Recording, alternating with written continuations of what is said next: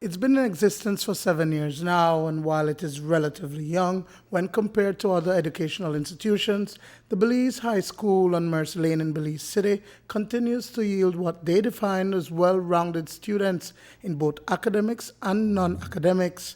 The secondary school is the brainchild of some parents who are actively involved in the education of their children, and the institution has grown leaps and bounds over the years.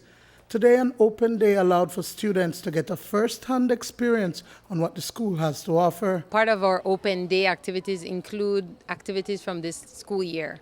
So the students got really excited when we told them to save your best projects and put them together in a way that when the visiting students display, we can leave a little mark on them so that when it's time for them to consider high school, something from our open day might trigger them to say, I like that.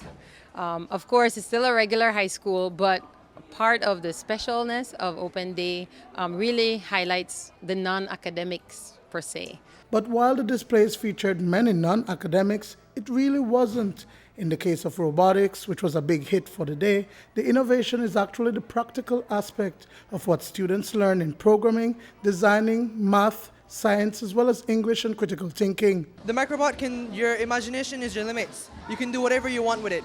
This MBot is created for children to get a hands-on experience with robotics and programming. So the basic concept of programming this is drag and drop. The program that you use it is called MBot. It's inspired by an animation tool called Scratch 2.0. So you can just drag and drop the commands that's made by the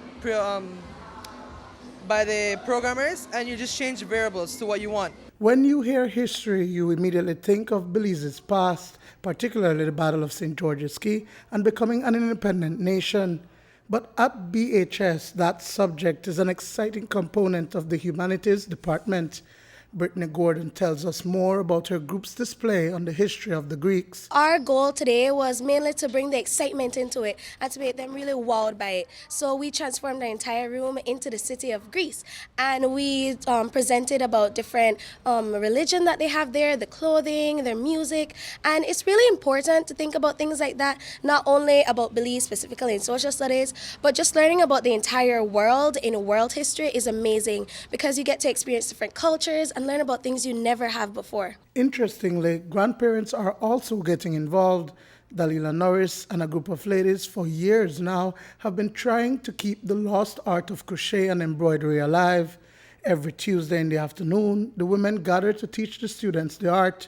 Their products are put to good use at health institutions in Belize and overseas. The initial reason that we started was for the kids to give of themselves.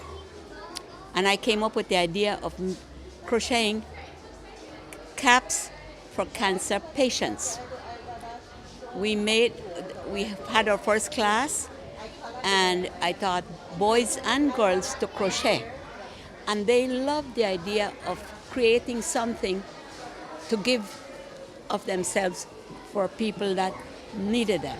You know, when cancer patients lose their hair, they want to cover. So we did that, and we've been doing it ever since. Duane, Moody for News 5.